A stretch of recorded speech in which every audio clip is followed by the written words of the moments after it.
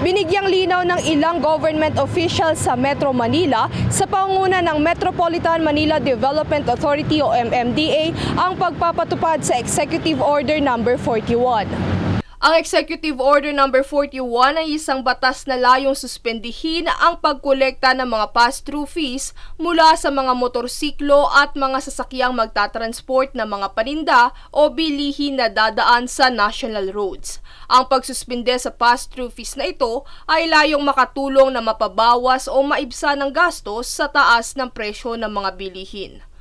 Pagtaas ng mga bilihin talaga, pinaka-affected parati ang Metro Manila. Bakit? Dahil itatransport siyang galing probinsya, ang agricultural products, no? Kaya sa pagtatanggal ito mga passing through na to, alaking bagay sa pagkamura ng ating mga bilihin. Kabilang sa mga dumalo sa pagpupulong ay sina Mayor Jeannie Sandoval ng Malabon, San Juan City Mayor Francis Zamora at iba pang mga alkalde sa National Capital Region upang magpahatid ng kanilang suporta para sa ordinansa.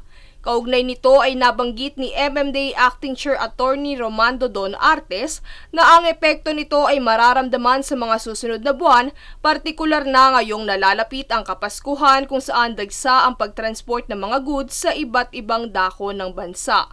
Dahil dito, balak pa ng pamahalaan na palawigin pa ang ordinansa.